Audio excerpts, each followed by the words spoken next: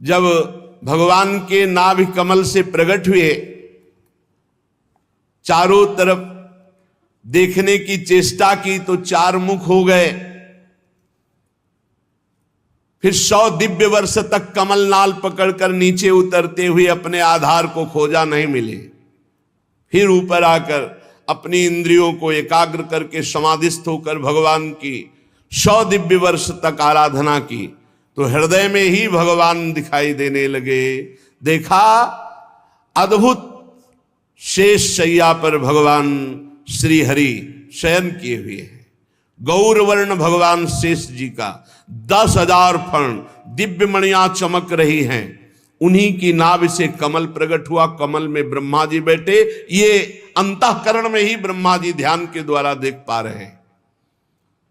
ब्रह्मा जी ने भगवान की स्तुति की, जो कल आप श्रवण किए, उसमें थोड़ी जो शेष है उसे श्रवण कीजिए। ब्रह्मा जी ने कहा, प्रभु जो कर्म आपको अर्पण कर दिया जाता है वो अक्षय हो जाता है, उसका कभी नाश नहीं होता और बहुत गुना बढ़ करके वो लाभ मिलता है। जैसे आपने कर्म किया, ये हम सत्संग में हजारों बार बता चुके होंगे कि अगर आप प्रतिपल अर्पित करते हैं कर्म, बहुत बढ़िया। अगर आप भूल जाते हैं तो 1-1 घंटे में अर्पण कर दीजिए। यदि इसमें भी भूल हो जाती है तो सुबह से लेकर शाम तक का कर दीजिए। शाम के भगवान के चरणों में प्रणाम किया, हे नाथ, प्रातः काल जगने से लेकर अब तक हमारे द्वारा जो भी कर्म हुए हैं उनमें जो शारीरिक, मानसिक, वाचिक त्रुटि हुई है, अपराध हुए हैं, प्रभु उनको क्षमा करो और हम पर कृपा करके ऐसी हमें बुद्धि प्रदान करो कि हम कभी आपके विपरीत कर्म ना करें, शास्त्र के विरुद्ध कर्म ना करें। और प्रभु सारे कर्म हम आपको समर्पित करते हैं। जो कर्म भगवान को अर्पण कर दिया जाता है वो अक्षय अविनाशी हो जाता है और अनंत गुना बढ़कर वो लाभ देने वाला है। जैसे आपने परिक्रमा की और इसके बाद प्रणाम करके प्रभु को अर्पित कर दिया और बहुत बड़ा लाभ उससे प्राप्त होगा। पर साथ में प्रार्थना मत भूलना कि हमारे शरीर से, हमारे मन से, हमारे वाणी से जो आपके विरुद्ध आचरण बने हो जाने अनजाने में, प्रभु क्षमा कर दो और मेरी बुद्धि को ऐसे शुद्ध करो कि कोई ऐसी गलती ही ना हो, शास्त्र विरुद्ध आचरण ही ना हो, आपके प्रतिकूल आचरण ना हो। क्योंकि शरणागति तभी पुष्ट होती है जब श्री कृष्ण अनुकूलेन प्रतिकूलस्य विसर्जनम, प्रतिकूल आचरणों का त्याग हो जाए और भगवान के अनुकूल और वो अनुकूल कर्म भगवान को समर्पित कर दिए जाए तो वो अविनाशी हो जाते हैं और वो भगवत प्राप्ति कराते हैं। नाना प्रकार के जो भागवतिक कर्म हैं, जैसे यज्ञ है, दान है, तपस्या है, व्रत है, अगर ये भगवान को अर्पित नहीं किए गए तो थोड़े से अपराध में सब के सब नष्ट हो सकते हैं। ये भगवान को अर्पित करना अत्यंत आवश्यक है, बहुत गूढ़ बात है। जैसे हमसे वैष्णव अपराध बन गया, ये बहुत खतरनाक अपराध है। भक्तों की निंदा, भक्तों में दोष दर्शन, भक्तों का दिल दुखा देना, जरा भी किसी तरह से उनके गुणों में चर्चा करके दोष निकाल लेना, बहुत बड़ी हानि है। ये किए सुकृत सब जन्म के छिन में डारे खोए। अब आपने भगवान को कर्म अर्पित किए हैं, 2 घंटा से नाम जप कर रहे हैं और वो भगवान को अर्पित कर दिया, करना चाहिए। अब ये भगवान के सरकारी बैंक में जमा हो गया, अब आपसे अभी वैष्णव अपराध बना, इसका दंड मिलेगा लेकिन आपका नष्ट कुछ नहीं हो सकता क्योंकि वो सरकारी बैंक में जमा है। इसलिए कह रहे हैं जो कर्म जैसे भागवतिक हैं, यज्ञ है, दान है, कठिन तपस्या है, व्रत है, तीर्थयाटन है, स्वाध्याय आदि आदि, यदि ये भगवान को समर्पित नहीं किए और ये सुरक्षित रहे तो ये तुम्हें स्वर्ग आदि लोक देंगे, बस भगवत प्राप्ति नहीं कराएंगे। और अगर अपराध बन गया तो ये नष्ट भी हो जाएंगे। इसलिए भगवत प्रसन्नता प्राप्त करना सब साधना का फल है। हमारे प्रभु प्रसन्न हो जाएं, जब श्री भरत जी महाराज चित्रकूट पहुंचे, भगवान श्री राम जी के चरणों के दर्शन किए। बड़े बड़े महापुरुष हैं, विदेहराज जनक जी भी हैं, परम ज्ञानी वशिष्ठ जी भी हैं, और सब ब्रह्म ऋषि हैं। राज्याभिषेक की सामग्री लेकर गए थे भरत जी महाराज। देखिएगा प्रेमी की स्थिति। भरत जी महाराज के प्रेम विवस्था में भगवान एक शब्द बोले। विचार कर लो सब लोग, और कल जो भरत जी कहेंगे वही हम करेंगे। कल हम वही करेंगे जो भरत जी कहेंगे। सारा भार भरत जी के ऊपर आ गया। और भरत जी तो गए ही थे उत्साह युक्त होकर के भगवान का राज्याभिषेक करने के लिए, सब राज्य सामग्री, राज्याभिषेक की सब सामग्री। अब भरत जी ने विचार किया कि सेवक का कर्तव्य क्या है? स्वामी को प्रसन्न देखना। दूसरे दिन गए तो केवल भरत जी ने एक बात कही, जेहि विधि प्रभु प्रसन्न मन होई, करुणा सागर कीजिए सोई।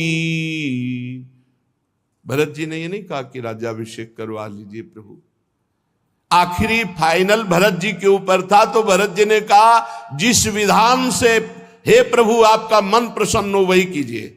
तो प्रभु ने कहा हमारी तो इच्छा है पिताश्री की आज्ञा का पालन। तो कहा बस जीने का सहारा दे दीजिए। तो पादुका लाए थे, भरत जी ही लाए थे, प्रभु के चरणों में अर्पित की। प्रभु ने प्रसादी की, पादुका रखकर सारा तीर्थों का जल भरत कूप में विराजमान किया जो अभिषेक के लिए लाए थे। 14 वर्ष तक सिंहासन पर पादुका रखकर और अयोध्या का शासन रक्षा की भरत जी महाराज। भरत जी अगर कह देते तो भगवान वापस आ जाते, लेकिन भरत जी ने कहा प्रभु का प्रसन्न रहना ये सेवक का परम धर्म है। अगर सेवक की किसी बात से स्वामी संकोच को प्राप्त हो जाए तो उसकी सेवकाई किस बात की? तो समस्त साधनाओं का ब्रह्मा जी कह रहे हैं एक ही फल है कि आप प्रसन्न हो जाए, सारे कर्म प्रभु को समर्पित कर दे। और जब आप प्रसन्न हो जाते हैं तो कौन सा फल बाकी रह जाता है? प्रभु आप सर्वदा जीवों के हृदय में बैठकर ज्ञान देते रहते हैं। ध्यान दीजिए, आप जब कोई गलत काम करना चाहेंगे तब आपको एक अंदर से आवाज आएगी, ये गलत है मत करो, फंस जाओगे। सबके हृदय में देखो, ब्रह्मा जी कह रहे हैं हे प्रभु आप सबके हृदय में ज्ञान प्रदान करते हैं, गलत मार्ग में जा रहे हो मत करो। लेकिन कोई नहीं सुनता प्रभु की बात और फंस जाता है, दुर्गति को जाता है। सब देख लो अपने हृदय में, सबके हृदय में हमारे भगवान जगत गुरु श्री कृष्ण चंद्र जी, वो भगवान की आवाज होती है जो अंदर से कहती है गलत है मत करो। वो समझा रहे हैं, आप ये नहीं कह सकते कि हमको समझाया नहीं गया। अंदर से भगवान सबको समझा रहे हैं, गलत मत करो फंस जाओगे, दुर्गति हो जाएगी। लेकिन ये मन नहीं मानता, दुष्ट मन भगवान की आज्ञा का उल्लंघन करके पापाचरण कर ही देता है। जो लोग प्राण त्याग करते समय आपका स्मरण कर लेते हैं, जय जनार्दन, जय देवकी नंदन, जय श्री कृष्ण, ऐसा नाम उच्चारण करने मात्र से वो जन्म मरण के चक्र से छूटकर ब्रह्म पदवी को प्राप्त होते हैं। पर हे अजन्मा, अंतिम समय उन्हीं के नाम आता है जो जीवन भर आपका नाम जप करते हैं, जीवन भर भजन करते हैं। ऐसा नहीं कि जीवन भर मनमानी पापाचरण करो, अजामिल की तरह तुम नारायण उच्चारण कर लोगे।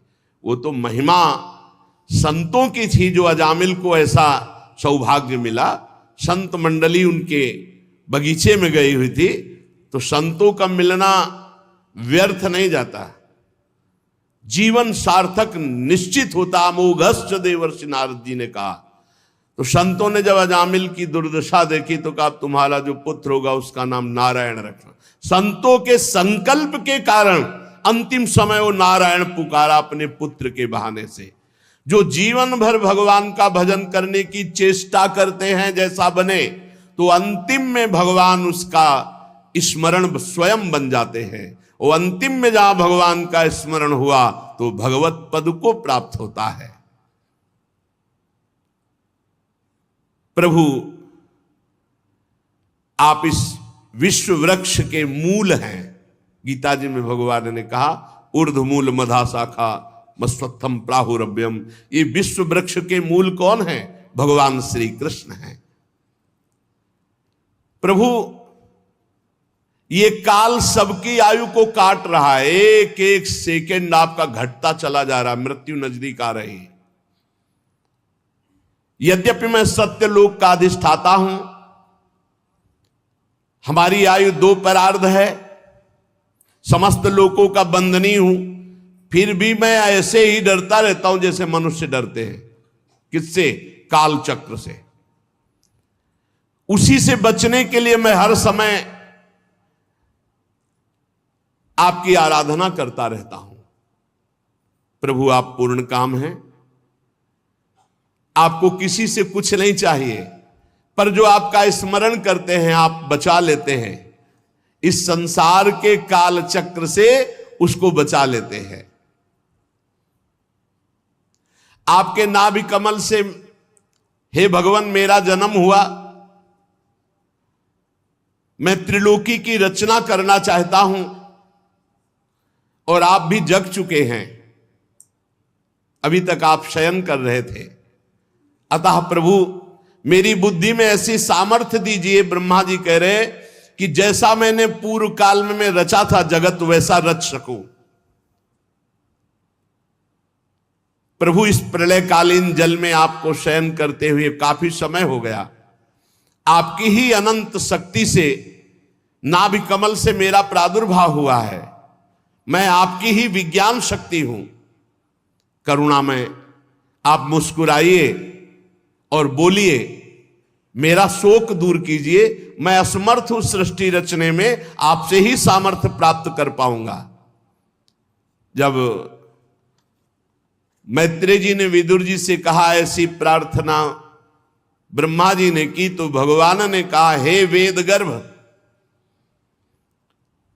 जो मेरी आराधना करता वो विषाद के योग्य नहीं रह जाता। तुम्हें विषाद नहीं करना चाहिए क्योंकि तुमने मेरी आराधना की। ध्यान दीजिए, जो श्री भगवान की आराधना करता है उसे विषाद नहीं छू सकता। चिंता, शोक, डिप्रेशन, यही है विषाद। भगवद विमुख को यही प्रसाद मिलता है। चिंता, शोक, भय, उद्विग्नता, ये डूबा है। क्या होगा, ऐसा वैसा, भारी प्रपंच। तुम मुझसे जो चाहते हो वो सब तुम्हें प्राप्त है, बस तुम्हें तप के द्वारा उसे जागृत करना है। तुम समाहित चित्त जो ही होगे तो आगे से आगे तुम्हारा संकल्प बनता जाएगा और सृष्टि वैसे रचती जाएगी। निमित्त तुम बनो, होगा मेरे इस द्वारा।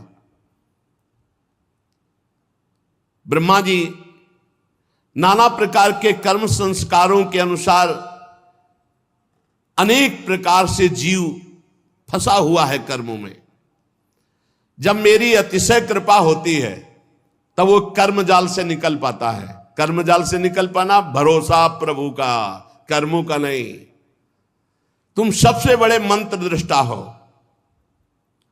तुम निरंतर मेरा भजन करते रहना तो सृष्टि में रजोगुण रूपी पाप तुम्हें बांध नहीं पाएगा।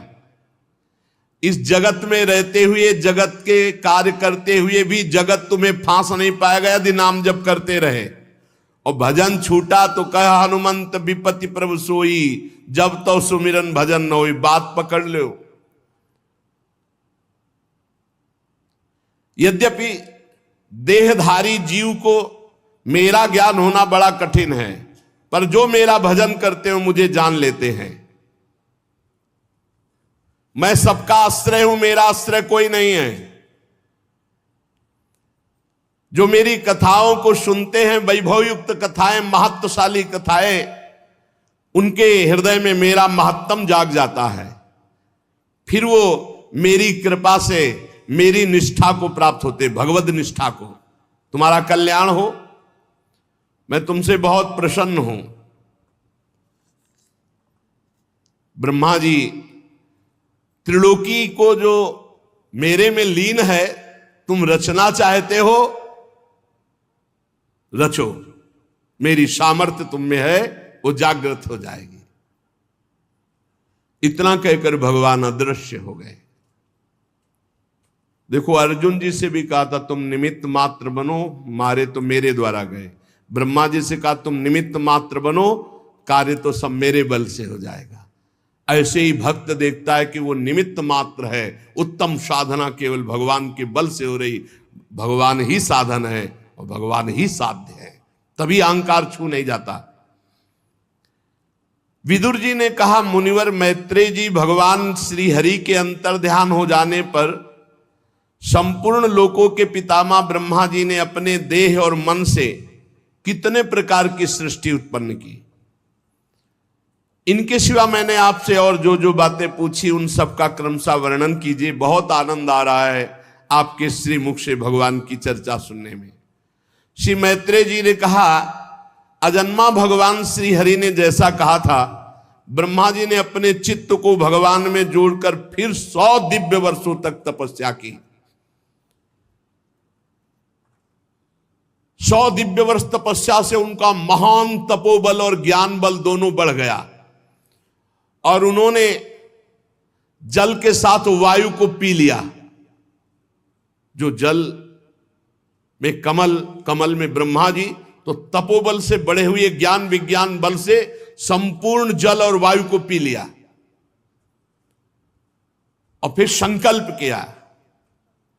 जे ही संकल्प किया तो 3 भाग में कमल बट गया, भूरलोक, भुवरलोक, स्वर्गलोक।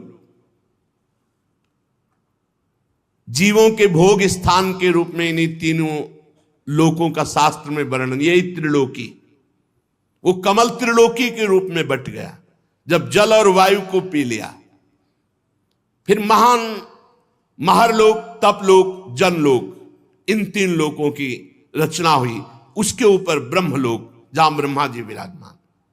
विदुर जी, ये सब अद्भुत बात भगवान की शक्ति से संपन्न हुई। खेल खेल में अब ब्रह्मा जी सृष्टि रचने लगे, कोई उनको बल नहीं पड़ रहा, भगवान की कृपा से। जैसा भगवान में स्थित था जगत, वैसा ही वो प्रकट करने लगे। प्राकृत वैकृत भेद से 10 प्रकार की सृष्टि प्रकट की ब्रह्मा जी ने। काल, द्रव्य और गुणों का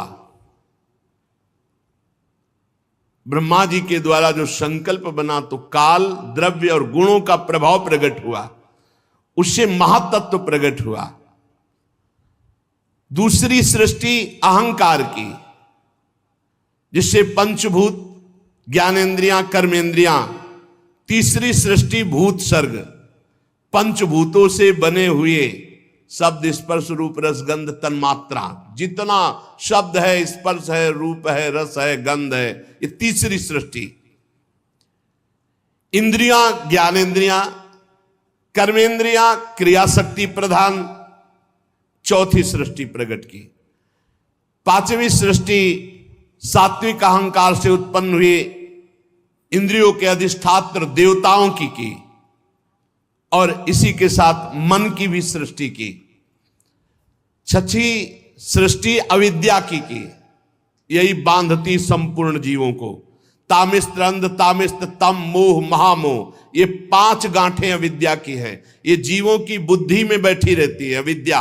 ये आवरण विक्षेप करके जीव को भगवान की तरफ जाने से रोकती है, माया में लगाती है। 6 प्रकार की सृष्टियां, ये वैकृत सृष्टि है। ब्रह्मा जी ने रजोगुण को स्वीकार करके सातवीं प्रधान वैकृत सृष्टि स्थावर की स्थावर वृक्षों की। पहली वनस्पति जो बिना मोर आए ही फलते हैं, जैसे गूलर, बड़, पीपल आदि। फिर औषधि जो बिना किसी का आश्रय लेकर बढ़ती, जैसे ब्राह्मी, गिलोय आदि विविध प्रकार की औषधियां।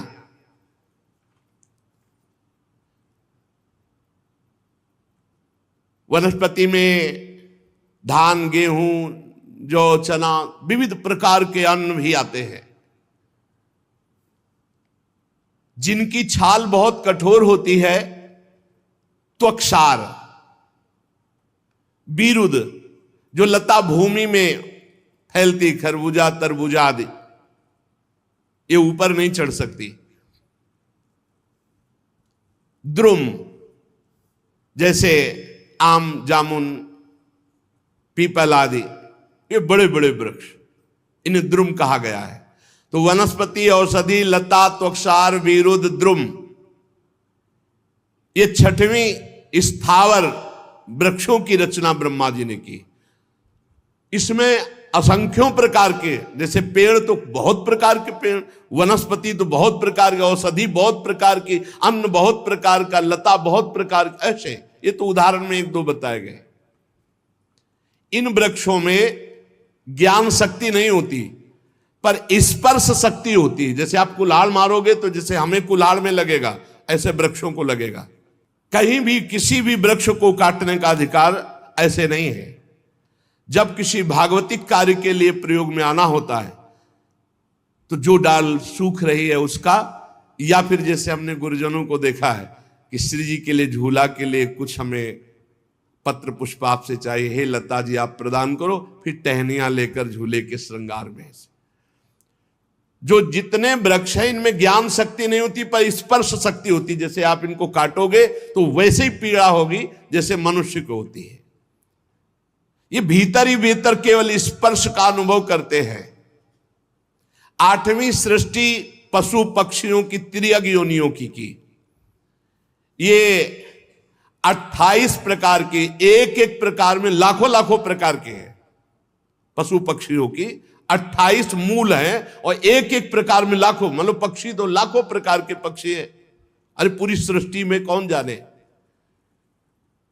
इन्हें काल का ज्ञान नहीं होता। इनके अंदर तमोगुण की अधिकता होने के कारण केवल खाना पीना और मैथुन करना और सोना, बस इतना ही आता है। खाना पीना, सोना, मैथुन करना, और इनको जो ज्ञान होता है वो सूंघने से होता है। जैसे वृक्षों को त्वचा से, इनकी घ्राण शक्ति बहुत जोर की होती है पशु पक्षियों की। अब देखो पता नहीं कहां से एक चीनी का दाना डाल दो, कहां से चींटी आ जाएगी। उसकी घ्राण शक्ति इतनी प्रबल है, उसको बिना किसी सूचना के सूचना मिल जाएगी वहां के। इनके हृदय में ना विचार शक्ति होती, ना दूरदर्शिता होती। केवल खाना पीना, मैथुन करना, सोना और सूंघने से वस्तुओं का ज्ञान होता है। इन तिर्यक योनियों में, पशु पक्षियों में कुछ द्विशप कहलाते हैं। जैसे गौ, बकरा, भैंसा, कृष्ण मृग, सुअर, नीलगाय, रुरु नामक मृग, भेड़, ऊंट, ये 2 खुरों वाले पशु कहलाते हैं। नीचे से इनके खुर के 2 भाग होंगे, द्विशप कहलाते हैं। गधा, घोड़ा, खच्चर, गौर मृग, सरप, चमरी, ये एक शफ, एक खुर वाले, पूरा एक खुर होगा, टॉप इनकी एक खुर वाली होगी।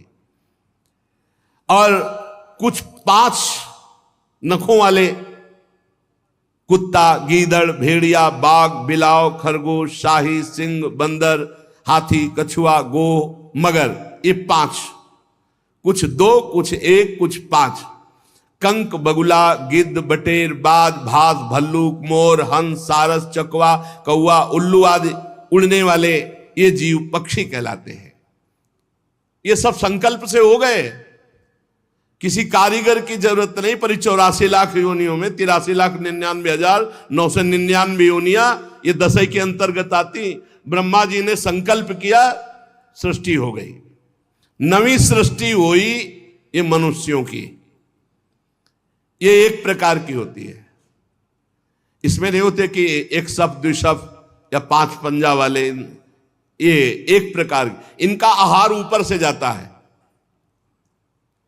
ये रजोगुण प्रधान है, साधना से सतोगुण एकत्रित कर सकते हैं, नहीं रजोगुण प्रधान कुसंग मिल जाए तो तमोगुण हो जाए, राक्षसी प्रवृत्ति। ये कर्म परायण होते हैं और ये दुख ही जीवन भर भोगते हैं यदि भजन न करें तो। रचना ही है मनुष्य होने की ऐसी, ये दुख ही को सुख समझते हैं। स्थावर पशु पक्षी मनुष्य, ये तीनों प्रकार की सृष्टियां ब्रह्मा जी ने रची।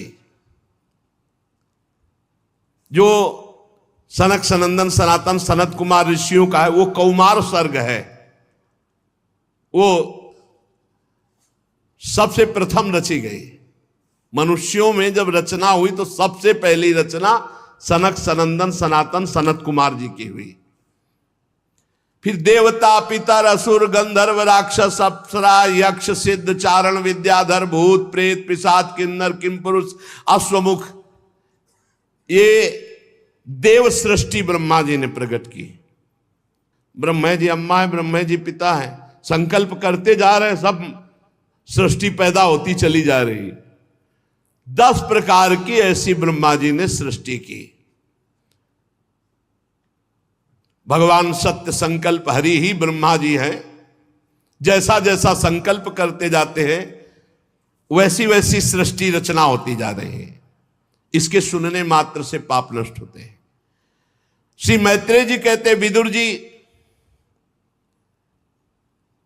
पृथ्वी का आदि कार्य वर्ग सबसे पहला अंश जो है उसे अणु कहते हैं। अणु सबसे पहला पृथ्वी का, जिसे सूक्ष्मदर्शी से भी नहीं देखा जा सकता, बड़ा सूक्ष्म परमाणु। परमाणु जब परस्पर मिलते हैं तब एक अवयवी की प्रतीत होती है। बड़ा सूक्ष्मतम अंश ये महान है। इसीलिए भगवान को कहा गया है अणु अणियान महतो मयान, छोटे में सबसे छोटा, अणु से भी छोटे भगवान, और महान में सबसे बड़े विराट भगवान। जब 2 परमाणु मिलते हैं तब एक अणु होता है, इतना छोटा है। पृथ्वी का सबसे पहला अंश परमाणु। बड़ा ध्यान से सुनोगे तब तुम्हें समय का ज्ञान होगा, काल किसे कहते हैं। 2 परमाणु मिलते हैं तो एक अणु होता है। परमाणुओं को देखा ही नहीं जा सकता।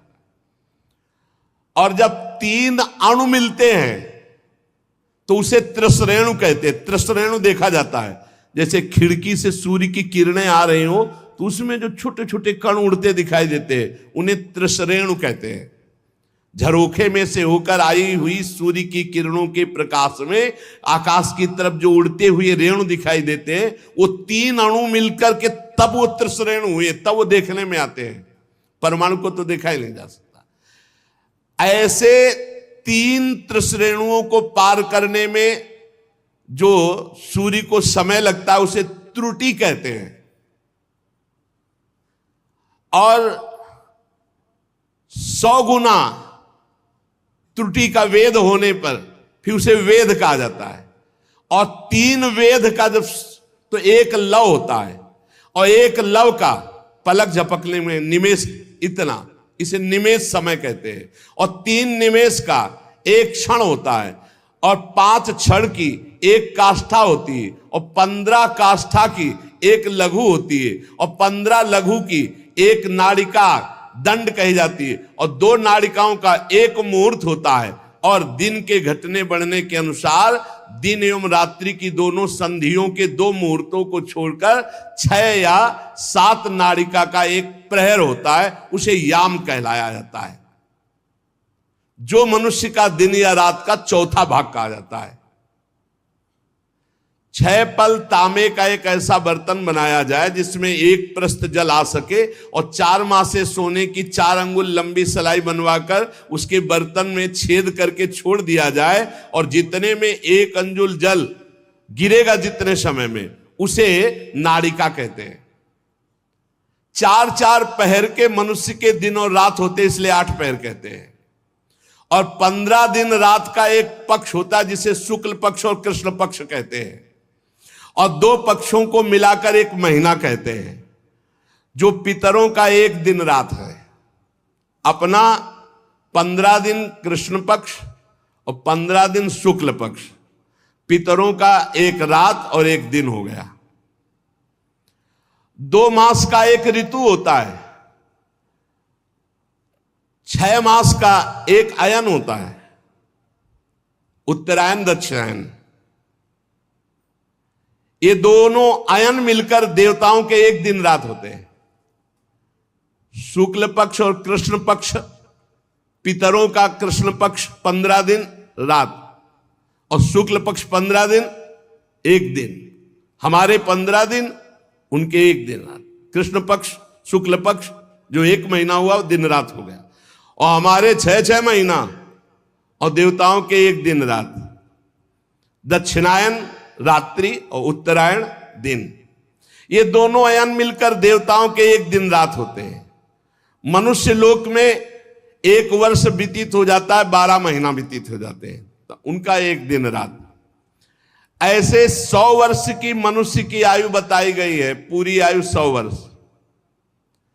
चंद्रमा आदि ग्रह, अश्वनी आदि नक्षत्र, समस्त तारामंडल के अधिष्ठात काल स्वरूप भगवान सूर्य परमाणु से लेकर संवत्सर पर्यंत काल में 12 राशि रूप संपूर्ण भुवन को उसकी निरंतर परिक्रमा करते हैं।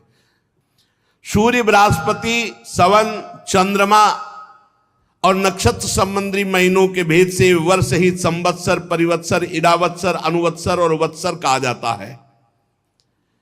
विदुर जी 5 प्रकार के वर्षों की प्रवृत्ति करने वाले भगवान सूर्य की सबको आराधना करनी चाहिए।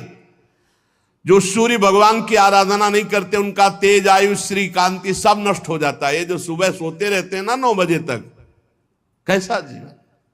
अरे भुवन भास्कर भगवान आ रहे हैं, कम से कम उठ जाओ सैया से, इतना ही आदर करो, इतना ही आदर कर लो। उत्तम बात तो है कि नहा धो करके अर्घ दो, थोड़ी देर नाम जप करो। मनुष्य जीवन मिला क्या? मरना है। यहाँ आनंद के लिए आए हो, आनंद श्री जी के नाम रूप लीला धाम में, सोने में नहीं। सूर्य उदय सैया पर हो जाना बड़ा मंगलकारी है। इसलिए जिन जिन के कानों में शब्द पड़ रहे हो, अगर आप रात्रि जागरण करने की सेवा करते हैं, ड्यूटी देते हैं, तो आप सूर्य उदय के समय उठ जाइए और उनको प्रणाम करके फिर सो जाइए। पर सूर्य उदय होते समय आपका उठना अनिवार्य है। अगर ऐसा नहीं तो आपकी श्री कीर्ति, शांति, मंगल, सुख सब नष्ट हो जाएंगे। देख लेना, आप देख लेना। ये जो तुम सोते हो ना, सूर्य उदय होता है ना, तुम्हारी बुद्धि को भ्रष्ट करता है। पक्का समझ लीजिए, पक्का। ये महापुरुषों के द्वारा स्थापित किया हुआ मार्ग। सूर्य उदय होते ही आप स्नान करके उनको अर्घ दीजिए, और जब नाम जप मंत्र जप करोगे तो बुद्धि को सत्य की तरफ ले जाते हैं। गायत्री का जो आखिरी अर्थ है उसका यही कि मेरी बुद्धि को सत्य की तरफ प्रेरित कीजिए, सत्य की तरफ प्रेरित कीजिए। पक्का बुद्धि भ्रष्ट हो जाती है जो सूर्य भगवान को अर्घ नहीं देता। सूर्य भगवान को अर्घ देना, सूर्य भगवान को प्रणाम करना, नमस्कार करना, ये बुद्धि को सत्य की तरफ ले जाता है। कैसे कैसे कार्य हो रहे समाज में, कैसी कैसी घृणास्पद बातें हो रही, पूछो मत। आप सब जानते हैं तो आप क्या नहीं सोच रहे कि ये बुद्धि भ्रष्ट क्यों इतनी हो रही है? ये बुद्धि भ्रष्ट, श्री कीर्ति, वैभव सब नष्ट हो जाएगा। इसलिए मान लो हमारी प्रार्थना, आप रात की ड्यूटी करते हो तो घर वालों को बता दो कि सूर्योदय होने के पहले में जगा देना, जग जाओ। 5 मिनट हाथ जोड़कर नाम जप करो, प्रणाम करो, भगवान हमको ऐसी ड्यूटी लगाए हो कि अब हम भजन नहीं कर सकते, अब हम सोएंगे। फिर सो जाओ, बच जाओगे। नहीं ऐसे ऐसे अपराध बनेंगे कि बुद्धि काम ही नहीं करेगी। ये जो पुरुष सूर्य भगवान का अपमान करते हैं, उनकी आयु का नाश करते हुए आकाश में विचरण करते हैं। सूर्य की तरफ थूकना, लघु शंका करना, यह सब पशुवत आचरण। अब ज्ञान ही नहीं रह गया, ना शास्त्र सुनना है और ना शास्त्र पढ़ना है। अब तो जो कुछ है वो मोबाइल है। अरे धर्म से चलो, भगवान का नाम जप करो, नमक रोटी खाओ, चैन से जियो। जीना नहीं आ रहा, जीना नहीं आ रहा। बेविचार प्रवृत्ति बढ़ती चली जा रही, धन लोलुपता बढ़ती चली जा रही, हिंसा बढ़ती चली है। क्यों? वासना में इतना भूत चढ़ गया है, कुछ ज्ञान नहीं। सुबह उठकर धरती माता को प्रणाम करना, बड़े बुजुर्गों के चरणों में माथा रखना, भगवान का नाम जप करते हुए अपने दिनचर्या में लगना, सूर्य आदि की उपासना करना, भगवान के जो पावन ग्रंथ गीता भागवत के 2-4 श्लोक गायन कर लेना, भोग लगा के पान, पवित्र भोजन, पवित्र विचार, पवित्र दिनचर्या। गरीबी जरूर, लेकिन धर्म युक्त, बहुत होश में, बुद्धि शुद्ध, भोजन सात्विक, आचरण पवित्र, आपको आनंद की आप ईश्वर अंश जीव अविनाशी, चेतन अमल, सहज सुख राशि। सहज सुख राशि कहां पहुंच गया? दुख राशि में घूम रहा है। अरे अब तो दिनचर्या नहीं है, क्या इसमें आयु बढ़ेगी? ज्यादा सोने वाला तेज विहीन हो जाता है, स्फूर्ति विहीन, उत्साह विहीन, बहुत हानि ही हानि है। आप अगर सो रहे तो आपकी बुद्धि पतित हो जाएगी, आपकी बुद्धि भ्रष्ट हो जाएगी। बुद्धि को शुद्ध रखना है तो नींद कम दो। 3 चीजों का अभ्यास कर लो तो बहुत बढ़िया हो जाएगा। कम खाना, कम बोलना, कम सोना। बचो, कम बोलो, कम खाओ और कम सो। फिर देखो आपका जीवन कैसा उत्तम। और 3 ही जगह फंस जाते हैं, जहां अधिक बोलना तो अपराध वाणी का बन गया, अधिक भोजन तो प्रमाद बन गया, और अधिक सोना तो पूछो मत, ये तो जीवन ही बर्बाद करना है। ए भाई, तुम्हें सच्ची कहते हैं, शरीर को आप जैसे ढाल लो वैसे ढल जाएगा। 3 घंटे सोने में या 4 घंटे सोने में काम चला लो तो कितना बढ़िया। 20 घंटे आपके पास बचते हैं। 20 घंटे सो के 4 घंटे में निपटाते हैं कार्य, सोच स्नान। और अगर भगवान ऐसे ऐसे जीवन को नष्ट करने वाले जीव हैं तो हमें लगता है मानव जीवन की कृतार्थता का क्या स्वरूप रहा। जो लोग भगवान सूर्य को अर्घ नहीं देते, नमस्कार नहीं करते, आदर नहीं करते, स्वाभाविक है उनकी आयु नष्ट हो जाती। जैसे वर्णन किया गया है कि अपने बड़े बुजुर्ग गुरुजन आ रहे हैं और आप उठकर नहीं खड़े हुए तो आपकी प्राण शक्ति कमजोर हो जाएगी। ये उनके सम्मान के लिए खड़े होना नहीं, अपनी सुरक्षा के लिए खड़े होना है। अपने गुरु, अपने माता पिता बड़े, तो उठ के खड़े हो जाओ, नहीं प्राण शक्ति आपकी कमजोर हो जाएगी। भगवान के लिए ही सिर्फ तुम्हारा मानव जीवन है, इसमें आराधना करके आप दिव्य योग शक्ति संपन्न हो जाइए। ब्रह्मा जी ने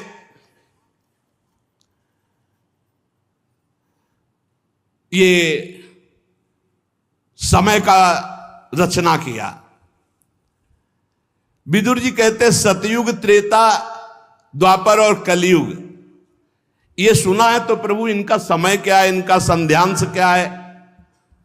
तो मैत्रेय जी ने कहा ये 4 युग अपनी संध्या और संध्यांशों के सहित देवताओं के 12,000 वर्ष तक रहते हैं, ऐसा बताया गया है।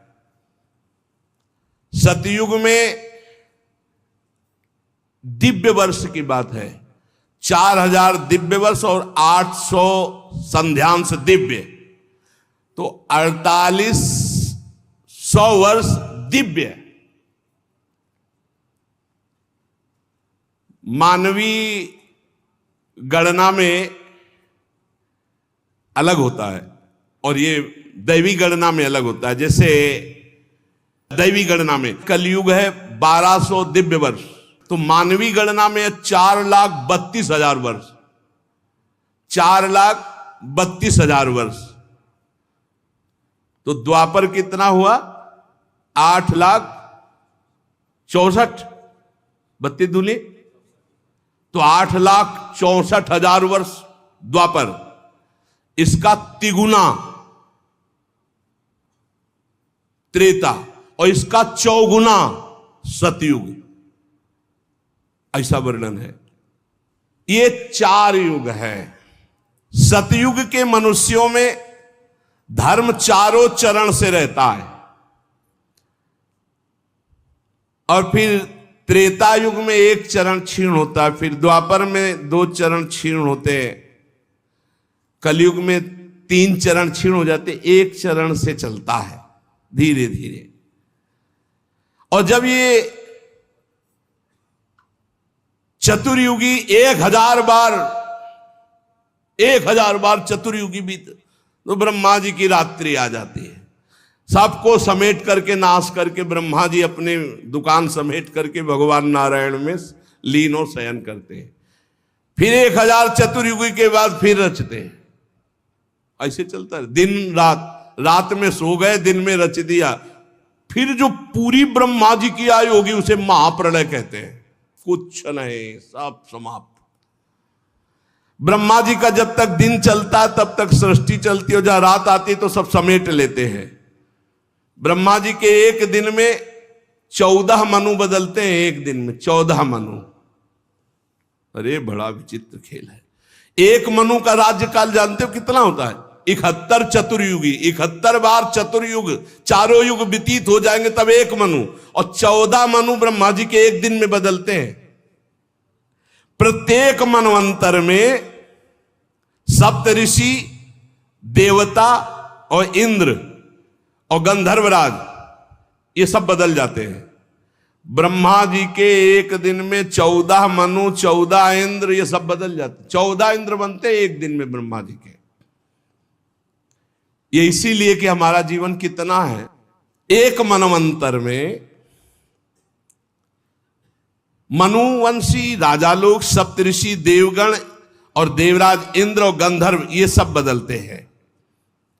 और ब्रह्मा जी प्रतिदिन ऐसे सृष्टि रचते हैं और रात के सब समेट लेते हैं। बड़ा भगवान का विचित्र एक खेल है। कालक्रम से जब ब्रह्मा जी के दिन बीत जाता है तब वो तमोगुण को स्वीकार करके निश्चेष्ट भाव से सृष्टि का नाश कर देते हैं।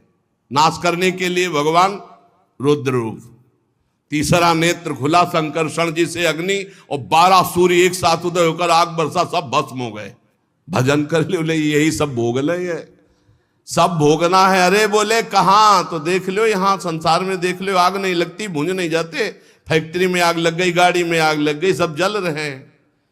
ऐसे आग लगेगी, जलना पड़े। भगवत प्राप्ति कर लो भाई, नहीं आगे सब ये सुनते रहो। भगवत प्राप्ति के लिए तुम रो पड़ोगे, सुनते केवल रहो। सारा विश्व उस समय अग्निमय हो जाता है, भस्म हो जाता है। भयंकर जल वर्षा, फिर जल में, और उसी जल में भगवान शयन करते हैं। और उन्हीं भगवान को प्राप्त कर लो, खत्म हो जाएगा खेल, ये जलना जुलना, आनंद में हो जाओ। उन्हें तो श्री जी के पास जाना है, श्री जी के साथ खेलना है, खाना है, जहां माया का प्रवेश ही नहीं। इसीलिए कहते जय वृंदावन, प्राण वृंदावन, सर्वस्व वृंदावन। ये सब भूर भुआ स्वर्ग लोग सब जलमय हो जाते, आग लगती। पहले वर्णन है, पहले 100 वर्ष बरसें नहीं होगी। अब 100 वर्ष, 1 साल ना हो तो भूखा मरना शुरू हो जाता है। फिर लोग लोगों को खाने लगेंगे भूख से व्याकुल होकर। 100 वर्ष तक आग जब बरसेगी। ये कहानी नहीं है, ऐसा होता है। फिर 100 वर्ष तक प्रलयंकारी जल, जल ही जल, जल ही जल। काहे को मरोगे? पहले ही भगवान का भजन करके परम पद प्राप्त कर लो। मनुष्य शरीर इसीलिए दुर्लभ कहा गया है। ये जब सृष्टि नाश होनी होती तो भगवान शेष जी के 10,000 फणों से विषैली आग पैदा हो जाती है। 12 सूर्य उदय हो जाते हैं। नीचे से संकर्षण, ऊपर से महादेव की तीसरा नेत्र खुल गया, भस्म होता सब चला जाओ। राधा राधा, तभी हम कहते हैं कसाई वाड़े में बंद हो काल के, भजन कर लो भजन, कुछ नहीं चलेगी तुम्हारी बादशाही, तुम्हारी ऐंठ, तुम्हारी छाती तान के चलना। बहुत सावधान, राधा राधा, परोपकार कर लो, मंगल कर लो, अच्छी कमाई कर लो, भगवान के पास चलो। सातों समुद्र प्रलय काल के प्रचंड पवन से उमड़ती हुई उत्ताल तरंगों से मर्यादा तोड़कर पूरी त्रिभुवन को डुबाने लगते हैं।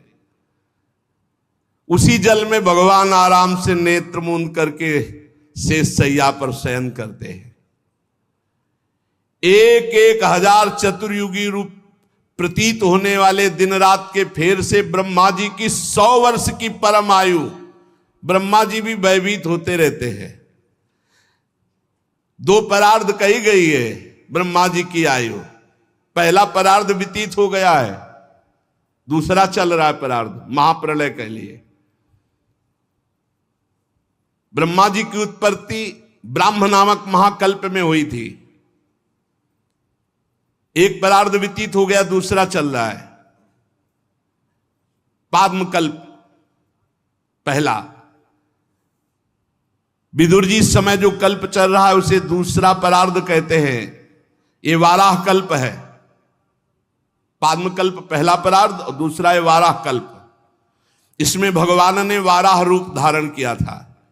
ये दो परार्ध काल, अव्यक्त, अनंत, अनादि, विश्वात्मा श्री हरि का, सुनो, ब्रह्मा जी का ये दो परार्ध भगवान का क्या है? निमेष। इसे कहते निमेष। ऐसे भगवान हमारे हैं और ऐसे भगवान को हमारी लाडली जो अधीन की हुई है, इसीलिए हम जीत गए। हमारे माई श्यामा जू को राज जाके अधीन सदा सांवरो, या ब्रज को सिरताज। घर वाले हो गए अपने लोग, लालजू के घर वाले हैं। घर के जैसे सदस्य नहीं होते तो घर के सदस्यों को बचाया जाता है ना। घर के सदस्यों को थोड़ी देखा जाता है कौन अच्छा कौन बुरा, घर के जन है, इनको बचाओ। तो हम सब प्रियालाल के घर के सदस्य हैं, शरणागत जल है। ये काल की दाल हमारे ऊपर नहीं गलेगी, विश्वास करो। अरे वो संबंध मात्र से कल्याण करते हैं। ये मेरा है, एक बार हृदय से स्वीकार कर लिया, उसी से उन्नति शुरू हो जाती है। बहुत कृपालु हैं, क्योंकि जानते हैं दुर्जय माया है, जीत नहीं पाएगा। केवल हे हरि मैं आपका हूं, इतने मात्र से वो पार कर देंगे। यही जब हम बचपन में भगवत मार्ग में भागे थे ना, तो यही जब पढ़ते थे तब व्याकुलता होती थी कि मुझे बस ब्रह्म प्राप्ति करनी है। अब जन्म मरण के चक्र में नहीं फंसना। इसीलिए भूख, प्यास, गर्मी, सर्दी, सब इसकी कोई परवाह नहीं थी। कोई जैसे देखे हमारी तरफ आ रहा तो उठ के खंडेर की तरफ चले जाते, न मिलना न देखना, हमको भगवत प्राप्ति करनी है। समस्त कारणों के परम कारण श्री भगवान जी हैं। अब ब्रह्मा जी ने अज्ञान की 5 प्रवृत्तियां पैदा की। तम अर्थात अविद्या, मोह अर्थात अस्मिता, महामोह अर्थात राग, तामिस्त्र अर्थात द्वेष, अंधतामिस्त अभिनिवेश। ये पापमयी दृष्टि है, जिसकी अविद्या की दृष्टि है, मोह की दृष्टि है, राग की दृष्टि है, द्वेष की दृष्टि है। इससे पाप ही होता है। ब्रह्मा जी ने देखा है तो पाप कराने वाली मैंने सृष्टि रची। पवित्र हुए, पवित्र होकर आचमन किया और भगवान का ध्यान किया। दोबारा संकल्प किया तो सनक, सनंदन, सनातन, सनत कुमार, ये 4 निवृत्ति प्राण ऊर्ध्व रेता मुनि प्रकट हुए। इनसे कहा सृष्टि रचो, बोले हमारे बस की बात नहीं, हम तो हरि शरणम हरि शरणम हरि शरण। निकल पड़े दिगंबर महापुरुष। कहा तुम लोग सृष्टि उत्पन्न करो। उनका पिताश्री, हम निवृत्ति मार्ग पर चिंतन रखने वाले हैं, इसलिए हम ऐसा नहीं कर सकते। ओ हरि शरणम हरि शरणम। ब्रह्मा जी ने देखा कि तो मेरी आज्ञा नहीं मान रहे, बड़ी गुस्सा आई। जब ब्रह्मा जी को गुस्सा आई, बहुत रोकने का प्रयास किया लेकिन बहुत गुस्सा आ गई। तो ब्रह्मा जी के बीच भाव से यहां से श्याम वर्ण का एक तेजो में देव प्रकट हुआ और वो थोड़ा रुदन करने लगा। तो उनका रो मत, बोले मेरा नाम बताओ, बोले रोए इसलिए रुद्र। बोले रहने का स्थान बताओ, बोले कैलाश। यहां श्रीमद् भागवत महापुराण के विधान में भगवान ब्रह्मा जी के भ्रकुटी मध्य से भगवान रुद्र का अवतार हुआ, देवाधिदेव महादेव। देखो ये हमने कई बार कहा है कि जिस पुराण को आप पढ़ोगे उसमें वही अधिष्ठात्र देवता होगा। जैसे अपने गुरु कृपा से कई पुराणों का स्वाध्याय हुआ, तो अगर देवी पुराण तो देवी से सबकी उत्पत्ति, शिव पुराण तो शिव से सबकी उत्पत्ति, जिस पुराण के अधिष्ठात्र देवता उसी से सबकी उत्पत्ति। तो यहां भगवान श्री हरि, श्री कृष्ण, उनके लिए श्रीमद् भागवत, तो इसमें श्री कृष्ण श्री हरि से भगवान ब्रह्मा, ब्रह्मा जी से देवाधिदेव महादेव जी का प्रादुर्भाव। तब कमल योनि भगवान ब्रह्मा ने उस बालक की प्रार्थना पूर्ण करने के लिए मधुर वाणी में कहा देवश्रेष्ठ, तुम देवश्रेष्ठ हो, देवाधिदेव हो। तुम्हारा नाम रुद्र, तुम्हारे रहने का सूक्ष्म स्थान, सबका हृदय, सबके इंद्रियां, सबके प्राण, आकाश, वायु, अग्नि, जल, पृथ्वी, सूर्य, चंद्रमा और तपस्या, ये तुम्हारे स्थान है। और तुम 11 रूपों में रहोगे। मन्यु, मनु, महिनस, महान, शिव, ऋतध्वज, उग्ररेता, भव, काल, वामदेव, धृतव्रत, धी, वृत्ति, उषना, उमा, नियुत, सर्पी, इला, अंबिका, इरावती, सुधा, दीक्षा, ये 11 रुद्राणियां तुम्हारी अर्धांगिनी होंगी। तुम, जो हमने तुम्हें स्थान दिया, हृदय, इंद्री, प्राण, आकाश, वायु, अग्नि, जल, पृथ्वी, सूर्य, चंद्रमा, तपस्या, इन स्थानों पर रहो और प्रजा उत्पन्न करो, क्योंकि हमारी इच्छा है कि इस समय सृष्टि बढ़े। भगवान शंकर को आदेश हुआ कि प्रजा रचो, तो रचना शुरू किया। अब उनकी जो रचना थी बहुत विचित्र थी। किसी के हजारों मुख, किसी के एको मुख नहीं, किसी के हजारों आंखें, किसी के एक आंख हो, किसी के बहुत हाथ, किसी के विचित्र, असंख्यों यूथ के यूथ, भूत प्रेत पिशाच। ब्रह्मा जी ने कहा बंद करो, बंद करो, आप अपनी सृष्टि बंद करो, नहीं जो हम सृष्टि रच रहे सब खा जाएगी आपकी सृष्टि। महाराज, ये सारे दिशाएं डरपने लगी, आप अपनी सृष्टि बंद करो, तुम्हारा कल्याण हो, हमारे आदेश का पालन हो गया, बस। ये आपने जो सृष्टि रची है पूरी सृष्टि को खा जाएंगे, मत रचो सृष्टि, तुम्हारा कल्याण हो, तुम सुखी रहो, तुम तप में लगो, तपस्या करो। हे इंद्रियातीत, हे सर्वांतर्यामी, हे ज्योतिष स्वरूप देवाधिदेव, आप अपनी सृष्टि बंद कर लो।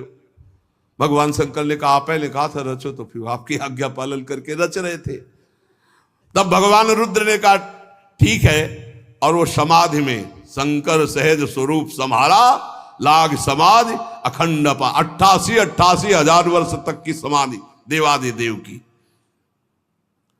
ब्रह्मा जी फिर उदास हो गए, अब हमारी सृष्टि कैसे बढ़े।